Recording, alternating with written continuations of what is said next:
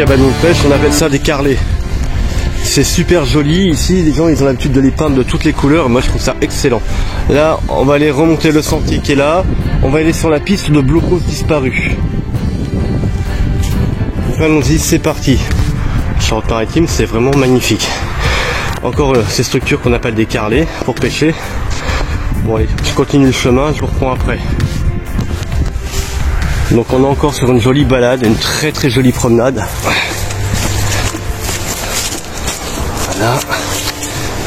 Voilà, vous avez vu ça? On arrive sur l'objectif haut. Je crois que c'est tout ce qui reste du premier blocos. On se rapproche du bunker, enfin de ce qui reste du tas de gravats. On va aller regarder ça ensemble. Ici on est sur un champ de bataille qui a fonctionné jusqu'au 8 mai 1945. Parce que le dernier bombardement dans la ville d'à côté qui s'appelle Yves, comme le prénom, c'est pas dur, a eu lieu le 1er mai 1945 et des victimes. Et c'est les Allemands qui ont bombardé. Donc au départ je pensais que c'était un tas de gravats et puis après je me suis dit c'est bizarre, cette couleur me dit quelque chose, ça me rappelle ma Normandie natale. Bon, du coup c'est ça qui m'a décidé à y aller. Bon après trêve de bazardage, pause. Pour ceux qui apprécient la mer, je vous montre un petit quelque chose. Mais moi je vais pas m'approcher, regardez. Avec le réchauffement, avec l'érosion, vous avez vu ça? C'est un pan entier de la falaise qui est sur le point de s'effondrer. Vous avez une énorme fente qui est en train de se faire. Ça, quand ça va tomber, ça va faire mal. Voilà la bête. On arrive. Donc, j'ai oublié de préciser, j'ai visité des blocos qui sont détruits. C'est des blocos qui ont été dynamités après la Seconde Guerre mondiale. Voilà. Donc, nous avons affaire à un bunker. Je sais même pas ce que c'est comme structure de blocos. Il faudrait que j'étudie les bouquins, mais je les ai pas avec moi. On va rentrer dans ce qui fut un bunker. Un blocos allemand de la Seconde Guerre mondiale. Vous voyez, il reste pas grand chose. On est sur le premier. Hein. On voit bien toutes les tiges de métal qui dépassent. C'est complètement explosé. La ferraille partout. Donc on va essayer de faire attention à pas se casser la figure. Vous avez vu, je parle correctement des fois. Ça arrive. Voilà. Donc là on est à l'intérieur du bunker. On va baisser un peu la caméra. Voyons voir ce que ça donne. Je vais essayer de faire des photos. Là, on voit quand même quelque chose d'humain dans cette agglomération de saleté. Donc les Allemands sont restés ici jusqu'en 1945, car ici on est sur ce qu'on appelle une poche de résistance. Moi j'appelle ça les poches de La Rochelle. Après j'ai pas les dénominations exactes. Ah, ça c'est en bon état. Ça doit être un conduit d'aération, vous avez vu? Je crois que c'est à peu près la seule chose qui soit encore en état sur ce bunker. Hein. Là, ce côté-là est encore potable. A priori, vu de la mer, celui-là est bien. Regardez. Voilà, vu de la mer, ça va encore. Et là, on se rend compte qu'il y a encore des gravats le long de la falaise, mais je dirais pas. Pour moi, ça me semble dangereux, j'y vais pas. Voilà. On va essayer d'escalader le monstre. Voilà, sur le premier blocos. Je suis désolé, la vidéo va être peut-être un petit peu longue, mais c'est vrai que c'est quoi dire, mais le paysage est sublime. Le bunker c'est assez fascinant parce que c'est à la fois quelque chose de complètement ravagé, pourtant, malgré qu'il soit complètement détruit, complètement explosé, on arrive encore à voir que là où on est situé, au milieu, c'est la pièce principale où il y avait ou l'armement, ou le stockage de munitions, où il y avait des gens qui vivaient. Il faut voir dans quelles conditions. Là, regardez au loin, je vais faire un petit agrandissement. Les deux autres bunkers sont là, les deux autres blocos allemands sont là-bas. On va essayer de se rendre là-bas, parce que celui-ci c'est bon, hein, je crois qu'on a fait le tour. Vous savez, tous les bouts de ferraille qui dépassent.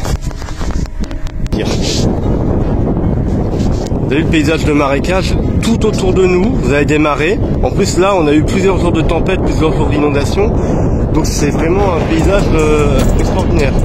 Là, les cratères d'obus n'arrivent plus à éponger l'eau, donc les cratères de bombes et compagnie, on les revoit. Avec ce qu'on appelle des indices pédographiques, on les revoit aussi. Là, on voit la mer au loin. Allez, on va voir les suivants, je vais pas vous saouler, c'est déjà assez long comme ça. Là, c'est pas fait exprès, mais regardez. Eh ouais, un étui.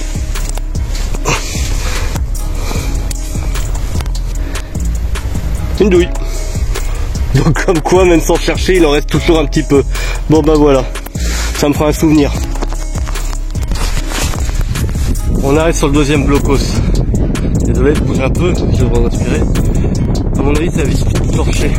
Au loin, je vais essayer d'agrandir, mais au loin, je crois qu'il y a énormément de vie sur le blocos au fond. Bon, on se rapproche. Voilà l'autre endroit. Franchement, on voit que dalle. On va essayer de trouver un creux. Celui-là a l'air d'être vraiment explosé, il n'y a plus rien.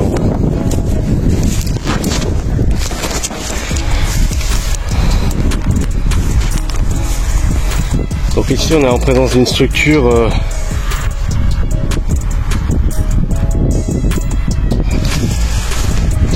qui a été explosée, où il reste plus rien. C'est peut-être pas forcément un gros blocos, mais en tout cas ici quelque chose a été détruit. On va aller à l'autre. On arrive sur le troisième bunker. Donc il y en a un quatrième, mais je crois pas quand même. Alors celui-là on voit encore l'encuvement pour un canon. Ou alors la partie arrière, c'est tellement détruit. Là je choisis de venir en hiver, enfin en automne, parce que c'est la période de l'année où on peut avoir accès aux choses. A priori on peut aller dedans. On va faire le tour du bunker, comme on a fait tout à l'heure. Là si vous avez la possibilité, n'hésitez pas à accélérer la vidéo, hein. Moi je me ferai pas suivre. Voilà. Là je tombe pratiquement en direct, pratiquement en réel. Il a l'air d'être en meilleur état que les deux autres. Vous avez vu, il y a encore les structures en haut. Les piquets retournés en haut, ça servait à accrocher les filets de camouflage. On fait le tour. Faites le tour. Oh, il a l'air d'être en vachement meilleur état celui-ci par rapport aux deux autres. Donc encore une fois, on fait attention à la falaise parce que c'est vachement dangereux. Dans quelques années, ce bunker lui aussi va disparaître. La falaise, elle est à 2 mètres du blocos. Donc là, c'est un miracle, on en profite. Oh la vache, c'est dans un état.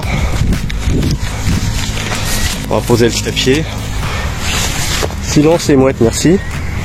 Et encore, je suis poli. Poli, respectueux et courtois.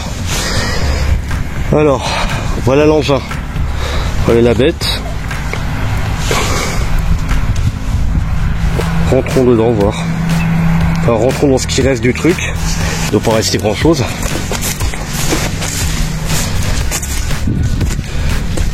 Tout est effondré. Est-ce que... Ouais. Oui, a priori, ça a l'air de tenir le coup. C'était censé résister à des bombardements, donc ça devait tenir le coup. Donc je me méfie, et je préfère venir en cette période de l'année plutôt qu'en été. Parce qu'en général, en été, les blocos, ils servent de toilette à ciel ouvert. Voilà. Bah, celui-là, on a encore une grande pièce à l'intérieur. Je suppose que là où c'est complètement dévasté au-dessus de notre tête, ça devait servir à mettre le canon. Ah, les Français n'y ont pas été de main morte. Après la guerre, les blocos, ils ont servi pendant des années à mettre le stock de saloperies en tout genre et les ordures des gens du coin. Donc là, à mon avis, la ferraille, c'est pas d'époque, ça doit être des restants de motos ou de mobylettes. En tout cas, c'est vieux. Donc, on fait attention, il y a des cailloux partout. Voilà, voilà ce qui reste des 3 blocos de Yves. Donc ceux-là, j'ai pas trouvé beaucoup d'informations sur eux. Ou alors, si, un petit peu dans les forums qui sont vraiment dédiés au bunker. Et c'est là que j'ai vu que ces blocos avaient été détruits après la guerre. Donc ici, ça s'est battu pendant une très longue période. Et je crois que c'est des bunkers qui ont été abandonnés le 8 mai 1945 à la capitulation. Je crois qu'ils ont été jusqu'au bout. Parce qu'il faut savoir que la Charente-Maritime, La Rochelle, comme d'autres endroits en France, comme Dunkerque, ça a été des postes de résistance allemande. Comme il y avait des ports, les Allemands ont voulu tenir. Vous avez vu ce morceau de béton là, juste là? Vous avez vu? Ça c'est énorme. C'est un morceau de béton qui vient de la partie supérieure.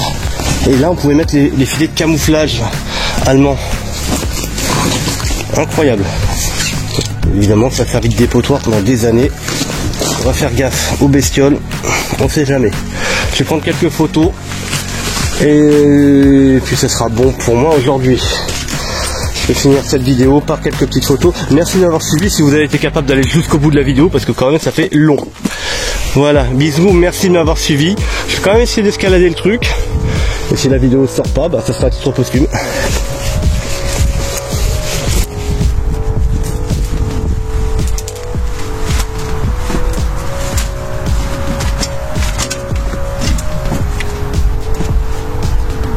Abonne-toi!